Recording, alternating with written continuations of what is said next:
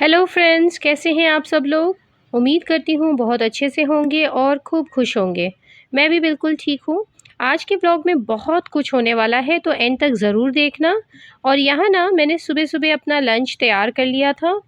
दाल सब्ज़ी तैयार हो गई थी और हम भी तैयार हो चुके थे, क्योंकि आज हमें जाना है बच्चों के स्कूल में। आज उनका लास्ट डे है, क्रिसमस हॉलीडेज शुरू हो रहे हैं और शौर्य का ना परफॉर्मेंस भी है और एग्जीबिशंस भी हैं। तो यहाँ स्कूल पहुँच के हमें किसी तरह पार्किंग मिल गई थी और थैंकफुली बड़ी अच्छी जगह बिल्कुल छाँव में पार्किंग मिल गई, क्योंकि भीड़ तो बहुत आ रखी थी। और स्कूल में एंट्रेंस में देख रहे हैं कितना अच्छा इन लोगों ने डेकोरेशन कर रखा है। मुझे तो लगता है कभी लो भी फील कर रहे हो ना कोई, या तो स्कूल के एग्जीबिशंस में आ जाए। इनके कलर्स और इनका क्रिएटिविटी देख के ऑटोमेटिकली आपका अंदर से ना एक बड़ी अच्छी सी फीलिंग आने लग जाती है। अपने आप ही मूड अच्छा होने लग जाता है। यहाँ असेंबली जहाँ पे इनकी होती है, वहाँ पे इन लोगों ने बड़े अच्छे से डेकोरेशन कर दिया था, तो मुझे लग रहा है यहीं पे इनके परफॉर्मेंस होने वाला है। लेकिन कोई भी हमें दिखाई नहीं दे रहा था। शायद हम लोग थोड़ा जल्दी ही आ गए यहाँ स्कूल में ना। I'll report back at 12:15. I repeat, this is your break time. You can have your lunch. I'll report back at 12:15. हाँ, तो इसी वजह से कोई भी स्टूडेंट यहाँ नहीं था हमें कुछ एक्सप्लेन करने के लिए, क्योंकि वो सब लंच ब्रेक में गए हुए हैं। कितना अच्छा काम किया हुआ है बच्चों ने ना। तो ये है शौर्य का फ्रेंच सब्जेक्ट का एग्जीबिशन रूम। शौर्य के पास फ्रेंच लैंग्वेज है और ये देखिए एफिल टावर बच्चों ने कितना अच्छा बनाया है पेपर से। और ये सारा फ्रांस से रिलेटेड उनके जितने भी ब्रांड्स हैं या फिर उनके कल्चरल जो भी चीज़ें हैं उसको एक्सप्लेन किया। और ये देखिए लुई विटॉन, ये तो ऐसा लग रहा था जैसे असली में लुई विटॉन के चप्पल रखे हुए हैं यहाँ पे। बच्चों की क्रिएटिविटी इतने अच्छे से दिख रही थी, बहुत ही अच्छा काम किया हुआ था सबने। एंड बेस्ट पार्ट क्या होता है ना, जब स्कूल ये सारी चीज़ें अपने पास अपने सुपरविजन में स्कूल में ही कराते हैं, तो एज अ पेरेंट कितना अच्छा लगता है। मुझे हमेशा लगता है कि जो भी प्रोजेक्ट बच्चे कर रहे हो वो स्कूल में ही अगर करें ना, वही सही रहता है। नहीं तो कई स्कूल घर तक ये प्रोजेक्ट्स पहुंचा देते हैं और उसमें बच्चों की क्रिएटिविटी पीछे रह जाती है, पेरेंट्स से ज़्यादा इन्वॉल्व हो जाते हैं।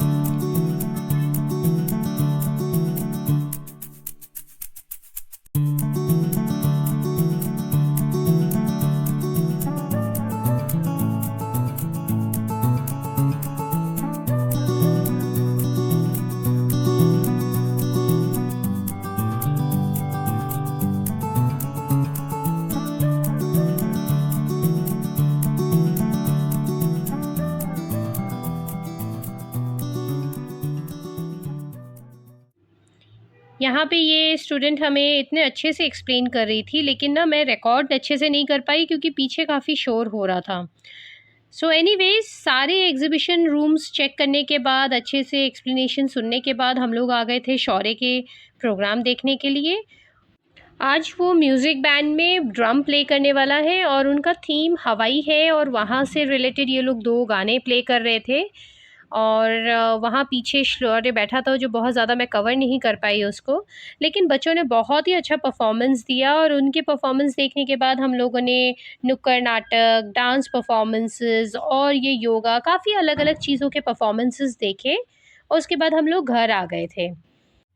और आज ना मैं आपके साथ शेयर करने वाली थी, ये मैंने ऑनलाइन मंगाया था। आपको याद होगा मैंने पिछले व्लॉग में अपने रूम को थोड़ा रीसेट किया था, बेडरूम को। तो वहाँ के लिए मेरे पास पैक टेबल था नहीं, तो मैंने ये पैक टेबल ऑनलाइन मंगवाया। और मैंने अपने हस्बैंड से कहा थोड़ा मुझे हेल्प कर दे ये लगाने में, तो वो मुझे समझा रहे थे कि देखो इसकी मार्किंग बहुत अच्छे से कर रखी है, कोई भी इसको लगा सकता है। और जैसे ही वो लगाना उन्होंने शुरू किया ना, तो मैंने भी रियलाइज़ किया ये एक्चुअली बहुत ईजी था, मैं भी कर सकती थी। ये देखिए मार्किंग इतनी अच्छी दी हुई थी ना उन लोगों ने। और एक्चुअली ये बना हुआ एमडीएफ का है, इतना प्यारा क्यूट सा मुझे लगा, तो मैंने ले लिया था। बहुत ही स्टर्डी है और हल्का सा है, बस इसकी हाइट बहुत ज़्यादा नहीं थी, तो मुझे लग रहा है जिस पर्पज़ के लिए मैंने लिया है उसके लिए तो ये ठीक है। लेकिन अगर कोई पैक्टेबल के पर्पज़ से ले अपने ड्राइंग रूम में रखने के लिए, तो छोटा पड़ेगा ये थोड़ा। यहाँ शौर्य को बड़ी भूख लगी थी, तो वो अपने एक्सपेरिमेंट कर रहा था, अपने स्टाइल का कुछ चीज़ ब्रेड टोस्ट बना रहा था।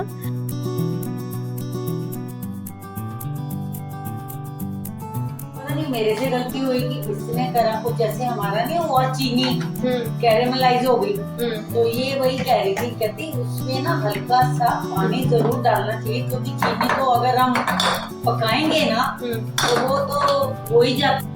हमारा लंच हो चुका था और इस समय मैं ये अपना ड्रॉर डीप क्लीन के लिए आ गई थी, क्योंकि बहुत ज़्यादा ये गंदा हो रखा था और यहाँ मैं सारे मसाले रखती हूँ। और इसी समय मम्मा भी मेरे साथ थी, तो वो हम दोनों के गप्पे भी चल रहे थे, वो मुझे कुछ कुछ अपनी बता रही थी बातें, और मैं इसको साथ में क्लीन भी कर रही थी। ये मेरी आदत है कि मैं रोज़ एक कॉर्नर को, छोटे से कॉर्नर हो या छोटी सी जगह हो, उसको मैं डीप क्लीन करती जाती हूँ साथ के साथ, जिससे कि मेरे ऊपर ज़्यादा काम ना आए। और ये ड्रॉर्स जो हैं ये टैंडम ड्रॉर्स हैं, इनको क्लीन करने के लिए अगर आप रेगुलर बेसिस पे क्लीन करें तो बहुत ज़्यादा मेहनत लगती भी नहीं है। मैंने ज़रा सा विम से थोड़ा रगड़ लिया है और मैं कपड़े, गीले कपड़े से पहले पोंछूंगी और फिर थोड़े सूखे कपड़े से पोंछ के इसको सूखने दूंगी। तो डेली बेसिस पे अगर हम सफाइयाँ करते रहते हैं ना अपनी, तो हमारा काम बड़ा ईजी हो जाता है और चीज़ बहुत दिनों तक मेनटेन्ड भी रहती है। तो जब तक ये सूखे कपड़े से पोंछने के बाद जब तक ये सूखेगी एरिया, तब तक मैं थोड़े जो मेरे बॉटल्स हैं जिनको रीफ़िल करना है या कुछ गंदा हो गया है तो उनको भी क्लीन कर लूँगी। तो कई बार कैसे होता है, हमारे बॉटल्स भी जो है ऊपर से गंदे हो जाते हैं, मसाले लग के, या फिर आपका हाथ, तेल वाला हाथ लग के। इसी समय मैं बॉटल्स को भी हमेशा क्लीन करके रख लेती हूँ। मैं हमेशा कोशिश करती हूँ कि थोड़े सी थ्रू बॉटल्स ही घर पे रखूँ मसालों के लिए या सामान रखने के लिए, जिससे कि चीज़ें दिखती रहें और हमारे लिए भी इजी हो जाए उनको निकालना, ढूंढना। वैसे हम सबका अपना एक स्टाइल होता है किचन को मेंटेन करने का, ऑर्गेनाइज़ करने का। एंड जो सबसे ज़्यादा किचन में काम करता है, अगर वो घर की लेडीज़ जो हैं वो अपने हिसाब से अपने किचन को मेंटेन करें तो वो हमेशा ही अच्छा रहता है। तो मैं क्या करती हूँ, जैसे मेरे किचन में मेरे अलावा कोई और भी अगर खाना बना रहा है, समटाइम्स मेरे हस्बैंड बनाते हैं, कभी मेरी मदर इन लॉ भी कुछ ना कुछ बनाती रहती हैं, तो उनके लिए थोड़ी बहुत मार्किंग भी करके रख देती हूँ, जिससे कि उन्हें दिखता रहे कि कौन सी चीज़ कहाँ रखी है। और यूजुअली मैं यही ट्राई करती हूँ कि जो छोटे बॉटल्स होते हैं मसालों के, उन सबको ना हमेशा एक बास्केट में रखने की कोशिश करती हूँ, जिससे कि वो फैले ना और मेरे लिए इजी हो जाए उनको मेंटेन करके रखना। यहाँ मैं इस बास्केट के नीचे ना एक बटर पेपर रख दे रही हूँ, क्योंकि इसमें मैं अपने घी और थोड़े बहुत ऐसे मसाले रखती हूँ जो बहुत कई बार गिर जाते हैं निकालते वक्त। तो बटर पेपर का मेरा रोल ख़त्म ही हो रखा था और उसमें से इतना ही पेपर निकला जो एकदम सही साइज़ का बैठ रहा था। और यहाँ पे मैंने ये मसाले साथ में रख लिए सारे अंदर, और इनको मैं इकट्ठे ऐसे ही ड्रॉर में रख दूँगी। अक्सर मुझसे ना सब लोग पूछते रहते हैं कि आप मसालदानी क्यों नहीं यूज़ करते हो। सो मसालदानी ना यूज़ करने का कोई स्पेसिफ़िक मेरा रीज़न नहीं है, बट ये हैबिट ऐसी हुई है कि जब इस घर से पहले हम जिस घर में रहते थे ना, वहाँ पे किचन थोड़ा छोटा था और उसकी वजह से मुझे कैबिनेट्स थोड़े कम मिलते थे। तो मैं क्या करती थी, जब मसाले लेकर आती थी तो एक बड़े डब्बे में एक बार में रख देती थी, क्योंकि उनको अगर बड़े डब्बे से फिर छोटे से मसालदानी में थोड़े थोड़े दिनों के लिए निकालो, फिर उसके लिए एक जगह बनाओ, प्लस काम भी 2 बार हो जाता है कि ग्रॉसरी को सेट करना, ऑर्गेनाइज़ करना, फिर उसमें से मसाले निकाल के मसालदानी में डालना। तो उस काम को बचाने के लिए और जगह को, छोटी सी जगह को अच्छे से यूटिलाइज़ करने के लिए मैंने उस समय ये आदत बना ली थी कि हमेशा एक ही जगह पे लाके मसाले पहले ही रख देती थी बड़े डब्बों में।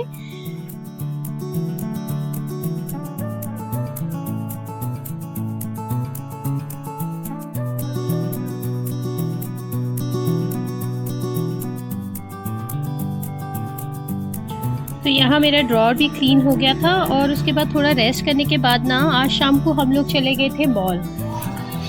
कहाँ चलते बताओ? पहले तो मुझे बताओ तुम यहाँ पे आए क्यों? ये कहता है कुछ ले रहा, कहता है चॉकलेट। मगर चॉकलेट क्या लेनी? कुछ और ले कोई। तुम्हारे सिर्फ और सिर्फ हम तो आए थे पूरे मूड से कि चलो घूमेंगे मॉल और अच्छे से एक्सप्लोर करेंगे, मगर श्लोकी घर से ही मूड बना के आया था कि वो सिर्फ इसलिए आ रहा था कि उसे फन सिटी जाना था, और वो मेरे पीछे पड़ा हुआ था कि मम्मा फन सिटी पहले जाएंगे। मैं किसी तरह उसे समझा रही थी कि थोड़ा मॉल घूम तो लेने दो पहले। काफ़ी अच्छा कलेक्शन आ रखा था, एंड विंटर्स में वैसे भी कलेक्शन बहुत अच्छे आ जाते हैं, और ये क्योंकि वेकेशन टाइम होता है तो इस समय मुझे लगता है वो लोग ज़्यादा ही सामान रख देते हैं।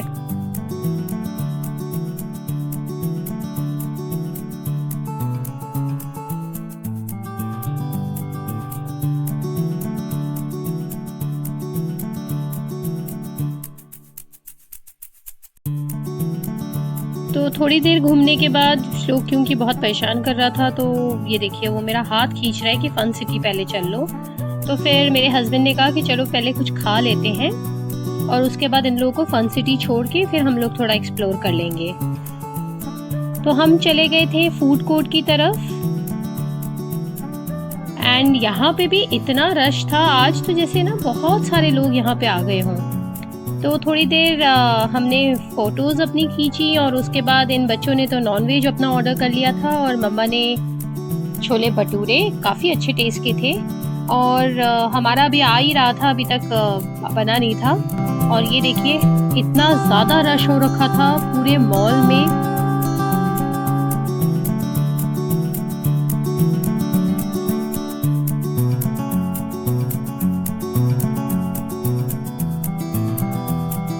डिनर फिनिश करने के बाद हम लोग आ गए थे ये यमी यमी डोनट्स की तरफ। इतना क्रिसमस थीम और इन सब के ऊपर इन लोगों ने बनाया था। वो ना बनाते भी ऐसे ही, इतने अट्रैक्टिव लगते हैं ये सारे। और बच्चे, उनको तो बिना खिलाए यहाँ से आप लेकर ही नहीं जा सकते। तो बच्चों ने कर लिए थे अपने फेवरेट डोनट्स ऑर्डर और हम लोगों ने ले लिया था ब्राउनीज।